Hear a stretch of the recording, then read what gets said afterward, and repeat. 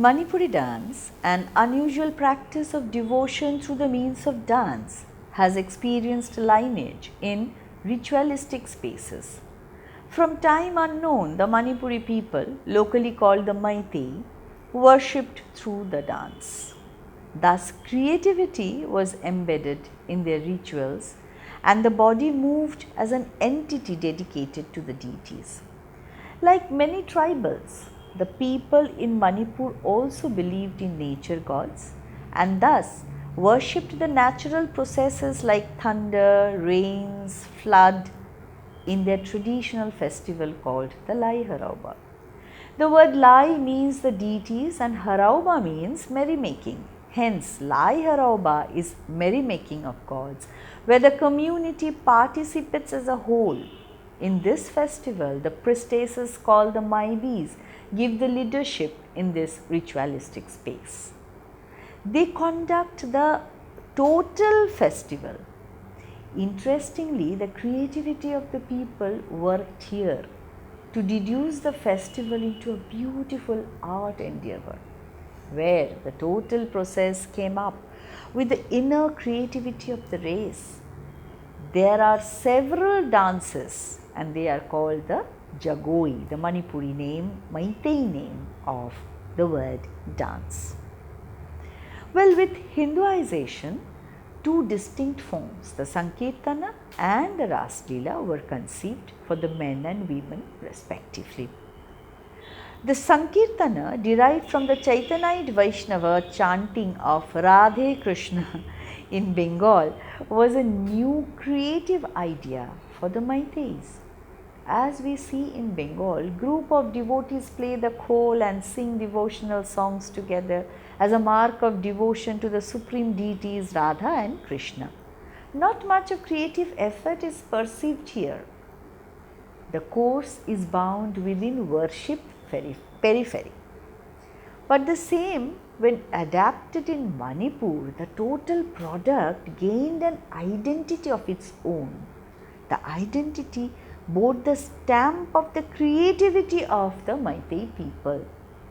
This innovative endeavor gave rise to a unique form of performance.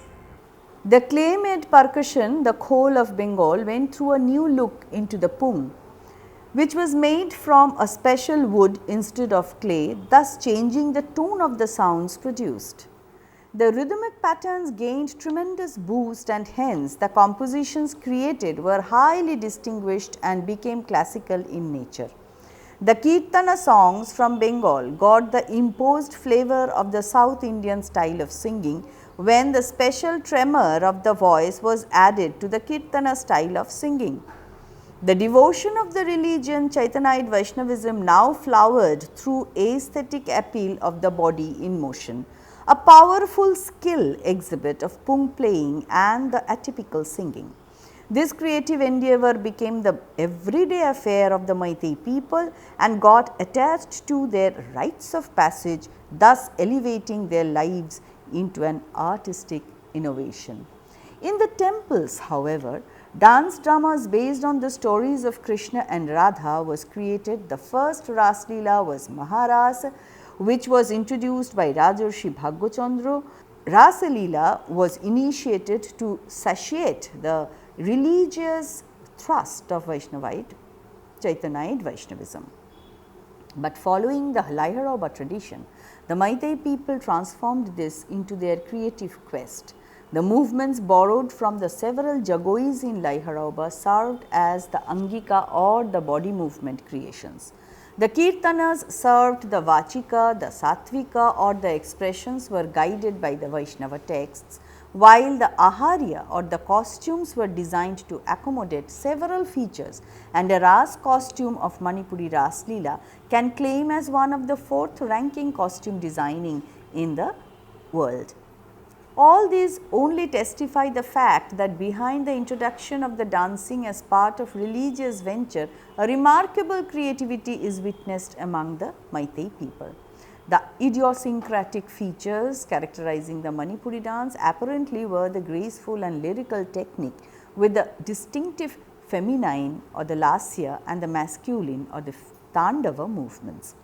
The Sankirtana, which is basically a male dominated performance, has very typical masculine style of presentation. Also, men play the drums like the pung and cymbals called the kartala and sing while dancing, a distinguishing feature of the northeast India. Thus, the movement repertoire offers much variety, though groups of these movements are specified for male or female. For example, the Raslila dancing movement repertoire, like in Maharasa, Vasantarasa, Nitya Rasa, is for the women participants, while the rasas dealing with child Krishna's sport like Goshtolila, Udukal Rasa have masculine movement repertoire created for children participating in these dance dramas, commonly called the Krishna Tandava. Again, the Cholam Tandava, the movement repertoire of the different branches of Sankirtana, is completely different from the Raslila movement repertoire. We do find lot of similarities of these movements with those in Laiharauba, thereby suggesting the entire repertoire of Manipuri dance as distinctive of the Meitei race. As the aesthetics of this movement repertoire traveled to the stage, innovations from embodiment of expression, presentation of gendered bodies and identity gained prominence. The performers on stage came out of the Poloi Poshwan costumes and performed in Fane Kinefi, which gave them the freedom to move spontaneously. Movements from the men's repertoire like the Sankirtana Cholam movements as also the martial art Thangta were taken into dance compositions, and a separate lineage of Manipuri dance was initiated. On March 27, 1899, Rabindranath Tagore witnessed Manipuri dances in Agartala at Tripura. Tripura is a neighboring state of Manipur. The then time it was under the rule of royal family and Radha Kishore was the ruling king. The poet was invited by the king, and on the day of Holi, that is a festival of colors, a function called Vasantotsava or the festival of the spring season was arranged for the poet. The performance place was in the natural setting just outside the city in the bower on top of a hilly site. Manipuri dances were featured in this festival.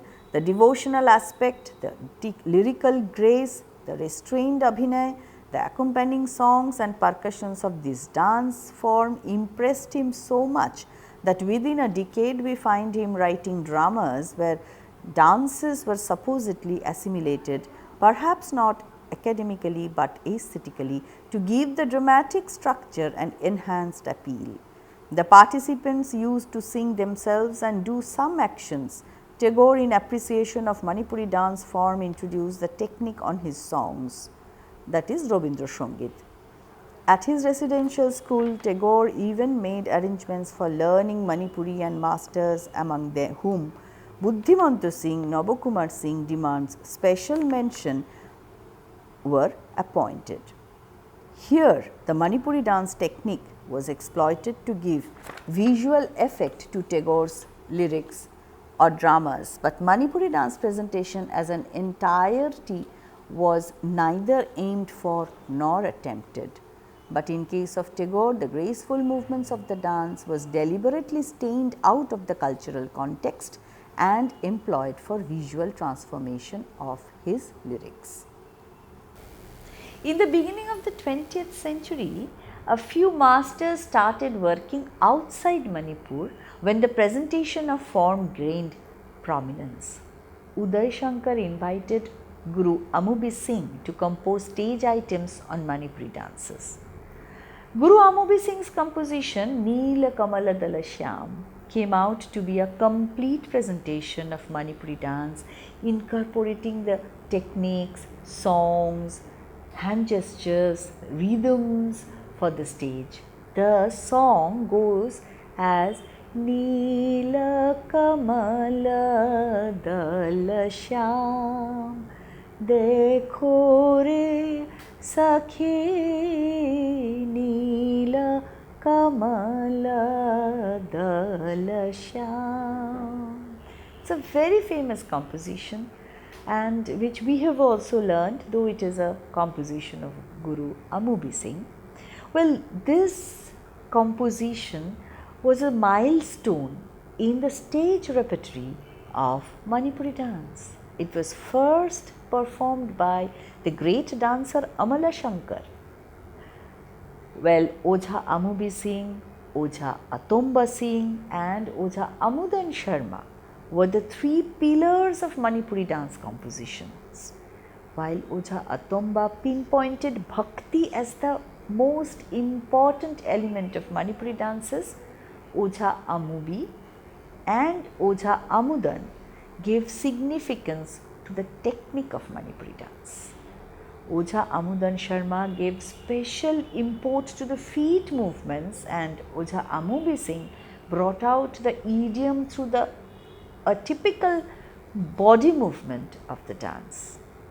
Mention should be also made of Thiyam Tarun Kumar, father of the famous Ratan Thiyam, whose creative attitude gave special finesse to Manipuri dance evolution. All these views were assimilated and utilized by the next generation masters of Manipuri dance like Ojha Babu Singh on one side, Srimati Thorani Sabi Devi, Srimati Gombhini Devi, who concentrated on stage presentations, while the traditional temple presentations continued in Manipur. Ojha Amubi had many other compositions to his credit, and they are totally structured for the stage, like Dashavatara. It's a very famous composition and learned by everyone, whoever is learning Manipuri. The other composition is Gita Govinda, then the Krishna Nartans, Radha Nartans, all these items are composed for the stage by Ojha Amubi Singh. After him, his followers like Ojha Babu Singh, Suryamukhi Devi, Devajani Chalia, Jitendra Singh, Nadia Singh and many others, they worked for the stage repertory. The works of Guru Singhajit Singh demands special mention as he moved to Delhi and worked under Triveni Kala Sangam. Among the ballets he produced using the different forms of Manipuri dances were Babru Bahana, He Loi, Ingel Lei, Leiman Khamba Thoibi, as well as stories like Shakuntala, Savitri, Sita, Kumara Sambhava and so on. A vibrant state to make an attractive repertory for stage was taken by Ojha Bipin Singh. Under Manipuri Nartanalaya, Ojha Bipin Singh was working, and Manipuri Nartanalaya is situated in Mumbai, Kolkata and Imphal.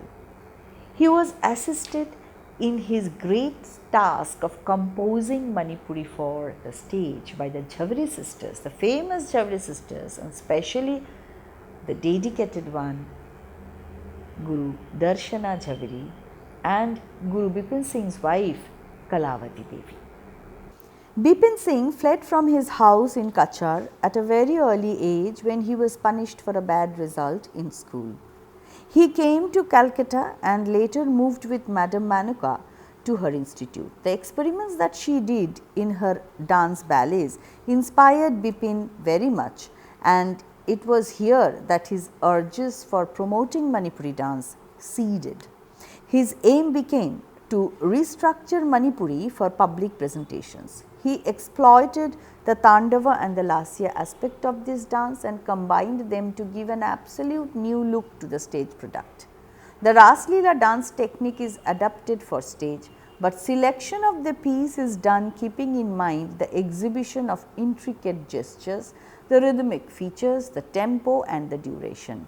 The Krishna Nartan and the Krishna Abhisara are the most popular Krishna Tandava items for stage. Similarly, Radha Abhisara and Radha Nartan are far and wide well liked Lasya items. They fall under the Nrit or the pure dance category.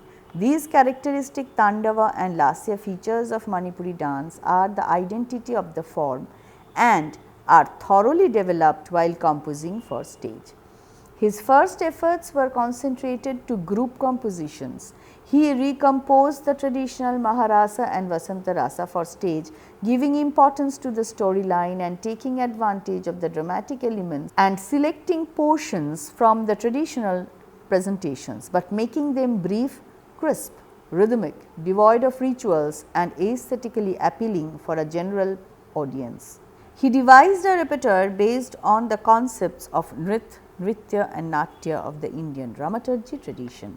He studied a series of texts of the Vaishnava tradition like Bhakti Ratnakara, Gita Chandradaya, Ujjala Nilamani, Govinda's Lilamritam. He explored the rhythm texts or the Tala Shastras and composed items like the various Prabandha Nartanas. Here, his primary disciples, the Jhaveri sisters, were his tools of experiment.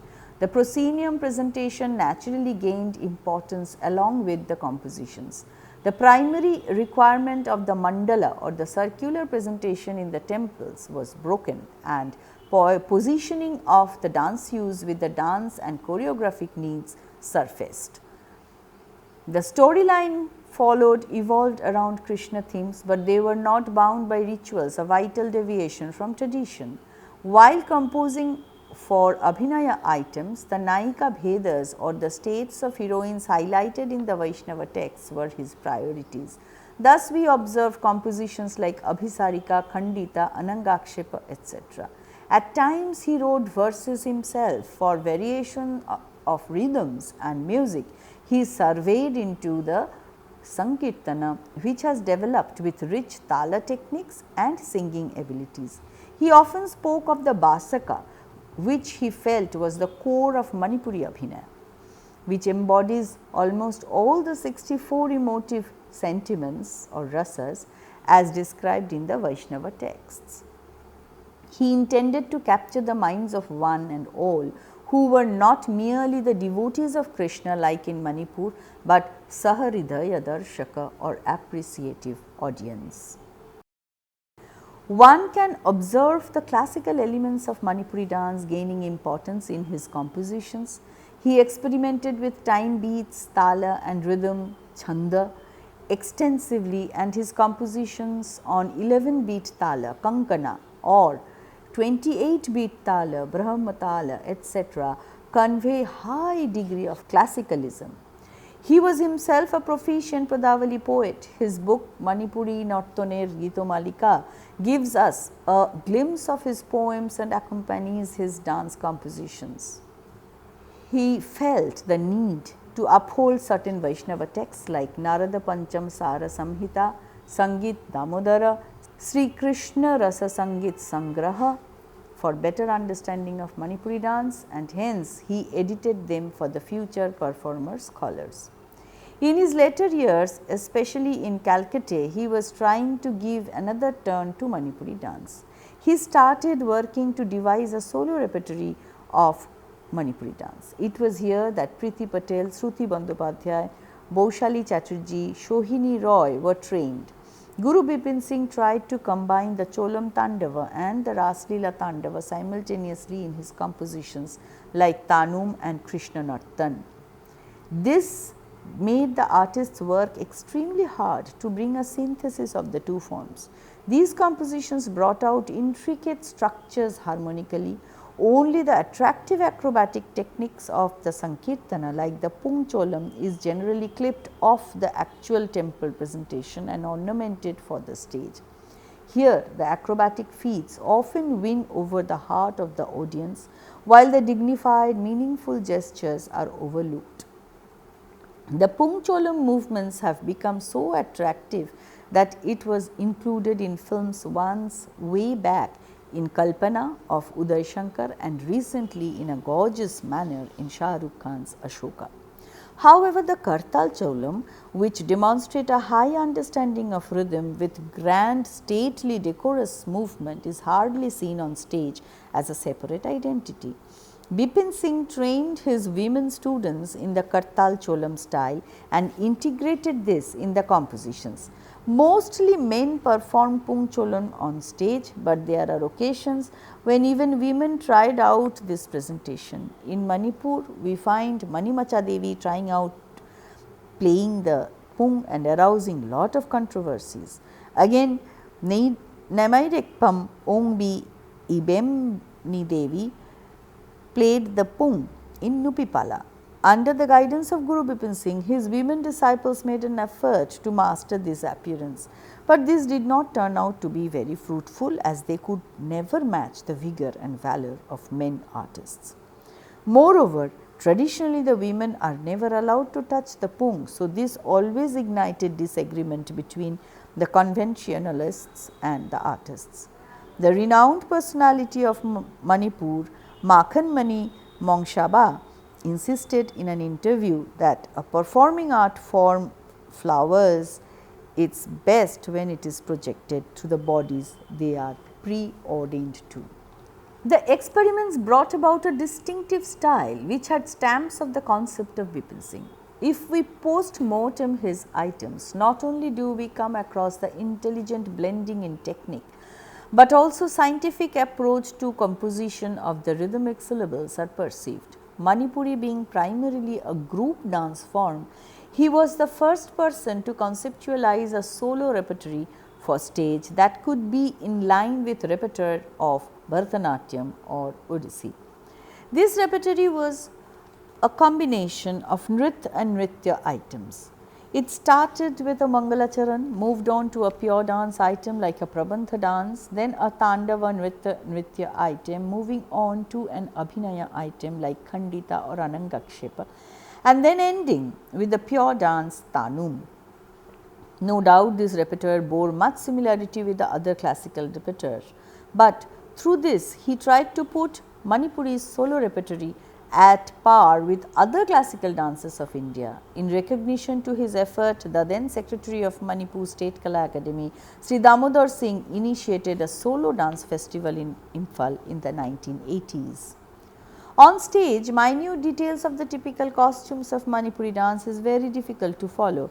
We can see that the dances of Krishna or Radha or a Gopi is directly related to their costumes. We cannot wear a red kumin and enact Radha or a green kumin and enact a Gopi. Therefore, for every dance item, a suitable costume is also required. The stage artists have taken to phonics and Inafi to enact the dances of female characters. These costumes are traditionally worn in Nupipala, but the style of putting on of the Inafi is according to the convenience of the artist. In this, it is easier to move around. The audience is able to see all the intricate footworks, and the space on stage is also utilized to the maximum extent. The paijom, that is the dhoti for the Tandava technique, is also worn on stage. The Krishna costume paijom has a folded flare loosely hanging from the front. It is generally called the Natavari style of wearing. The loose end often makes it uncomfortable for the dancer on stage. So, this kind is generally used for Krishna character. Then there is another style of wearing, kacha. This is worn in the Sankirtana. This style is refined and made into a stitched attire for the stage presentation. This stitched paijom is also decorated with the Moirangfi, that is the temple design of Manipur. Even the koet or the cloth headgear of the Sankirtana is used for Tandava dance items. The ornaments of Rasa costume are favorites of the stage artists. The belts and the hand ornaments are always worn. Different colors are used. The experimental stage costumes have differed considerably from the traditional costumes, though the intricate indigenous elements are always given importance to. In the 1990s, Chandralekha's production Angika took the dance scene of India by storms. The use of Kalaripayat in the show triggered off a new vista of exploration of the Indian dance artists and composers. The martial arts of different regions gained importance. Thangta, the indigenous martial form of Manipur, now came on to the stage. Its quicksilver movements and gimmicky stances instantly won the applause of the audience. This was like the acrobatic movements of Cholam dance of Manipur receiving instantaneous applause from the audience. Naturally, the presentation of Thangta became a part of the repertoire of Manipuri. This sudden diversion from classical repertoire gave a different profile to Manipuri on stage. In 1984-85, a major step forward was seen with the production Kei Bul Lamjao, which incorporated the contemporary problem of extinction of the deer Shanghai in Manipur, choreographed by T.H. Chautambi under the aegis of Jawaharlal Nehru Manipur Dance Academy. This academy engages itself in a systematic teaching of Manipuri dance. A production unit initiated in 1975 staged quite a few productions dealing with mythologies, folk tales and history. Priya Gopal Sana directed Kaibui Kei Oiba, Mangshat, Rajarshi Bhagyachandra, Nongpok Panthoibi, Chaitanya Mahaprabhu, Tarun Kumar Singh choreographed Nongdol Laima and Sarik Makhol. Babu Singh choreographed Ramayana, Loktakishai and Basak Leela. The other choreographers engaged in JNMDA were Chautambi Singh and Lokendrajit Singh. Apart from JNMDA, academic forums of Manipuri dance are set up under University of Manipur. Guru Gulabi Nata Sankirtana Academy, set up by Ojha Lakpati, deals with preserving of the Sankirtana tradition as also presentation of the form as per demand of the audience. At present, most Manipuri dancers are engaged into experimental productions. Singhajit Singh and Charu Sija Mathur's Maya, Kala Chakra, Chhaya Purusha, Suvarna Deep, Rajkumar Priyogopal Sena's collaboration with the Australian dancer choreographer Louis Lightfoot, Tarun Kumar and Vilasini Devi's contemporary productions, and then later Preeti Patel and Shruti Bandyopadhyay directed Preyoshi, Mani Chintani, Chitrangada, Preeti Patel's Malem, Surya Gati, Olive Green, Khuman, Shruti Bandyopadhyay's Bhakti Rasa Sudhasara, Geeta Govinda, Jaya Jaya Bhanu, Jaya Jaya Deva are only examples of the compositions that are now being created for the stage. Many Manipuri dance forms like the Thangta and the Pungcholam have been adapted in drama. The most popular being the productions of chorus directed by the great personality of theatre Ratan Thiam. In contemporary dance repertory, these were also utilized by Astad Debu. Recently, forms other than from Manipur are also tried by blending those into productions to give expression to the individual choreographers' endeavor. The experiments in many forms goes on.